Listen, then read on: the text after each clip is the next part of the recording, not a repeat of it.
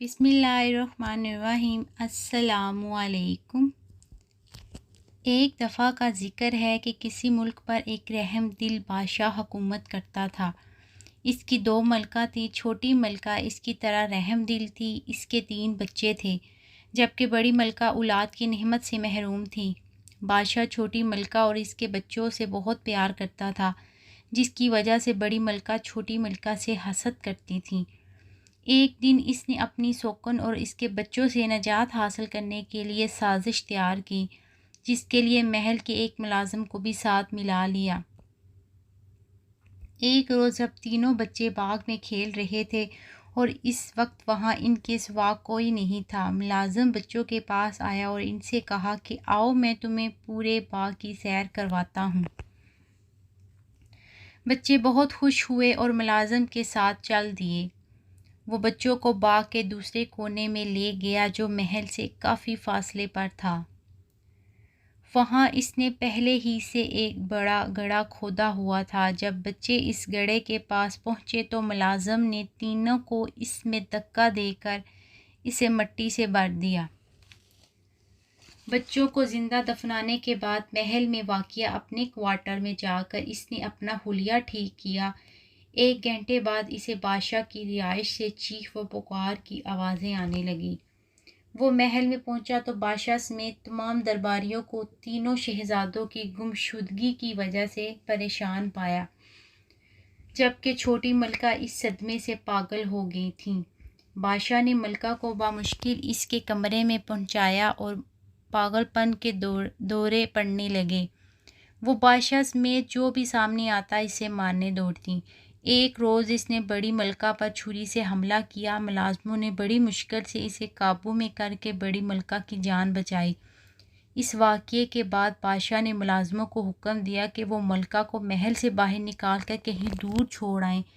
یوں چھوٹی ملکہ کو محل بدر کر دیا گیا۔ وہ دن بھر شہر کی گلیوں میں گھومتی پھرتی، جبکہ بچے اس کے پیچھے پتھر لے کر دوڑتے۔ رات کو وہ کسی مکان کے چبوترے میں سو جاتی۔ ایک روز وزیر باغ میں چہل قدمی کرتے ہوئے اس کے آخری حصے میں پہنچ گیا۔ وہاں اس نے عجیب و غریب پودا دیکھا جس پر 3 بہت ہی خوشنما پھول کھلے ہوئے تھے۔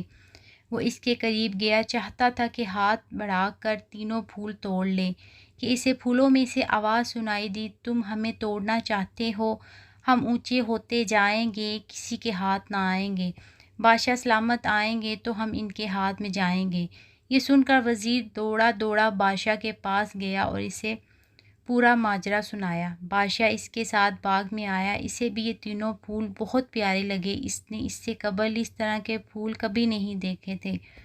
اس نے پودے کے پاس پہنچ کر پھول توڑنے کے لیے ہاتھ بڑھایا ہی تھا کہ ان میں سے آواز آئی، ہم اونچے ہوتے جائیں گے، کسی کے ہاتھ نہ آئیں گے۔ بڑی ملکہ آئیں گی تو ہم ان کے پاس جائیں گے۔ بادشاہ یہ سن کر وزیر کو حکم دیا کہ وہ فوراً بڑی ملکہ کو بلا کر لائے۔ وزیر محل میں گیا اور ملکہ کے پاس جا کر اسے ساری بات بتائی اور اسے بادشاہ کے حکم کے بارے میں بھی بتایا۔ بڑی ملکہ یہ سن کر بہت خوش ہوئی کہ پھولوں نے اسے بلایا ہے۔ جب بڑی ملکہ پھولوں کے پاس گئیں اور انہیں پکڑنے لگیں تو پھولوں میں سے پھر آواز آئی، ہم اونچے ہوتے جائیں گے، ہم کسی کے ہاتھ نہ آئیں گے۔ چھوٹی ملکہ آئیں گی تو ہم ان کے ہاتھ آئیں گے۔ بادشاہ نے یہ سنا تو وہ بہت پریشان ہوا، کیوں نہ کہ چھوٹی ملکہ کو محل سے نکال دیا تھا۔ بادشاہ نے اپنے ملازمین کو بھیجا کہ وہ ملکہ کو ڈھونڈیں۔ جلد ہی چھوٹی ملکہ مل گئی۔ اسے باغ میں لایا گیا۔ جیسے ہی چھوٹی ملکہ نے پھولوں کو ہاتھ لگایا تو وہ پھول بچوں میں تبدیل ہو گئے۔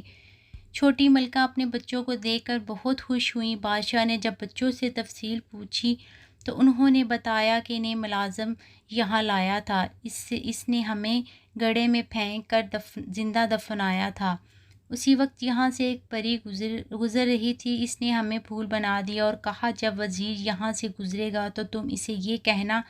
یہ سن کر بادشاہ نے ملازم کو بلایا اور اس سے پوچھا کہ تو نے ایسا کیوں کیا؟ اس نے بتایا کہ اسے یہ سب بڑی ملکہ نے کرنے کو کہا تھا۔ یہ سنتے ہی بادشاہ نے حکم دیا کہ بڑی ملکہ اور ملازم کو اندھے کنویں میں ڈال دیا جائے، لیکن چھوٹی ملکہ نے بادشاہ کو ایسا کرنے سے منع کیا اور انہیں معاف کر دیا۔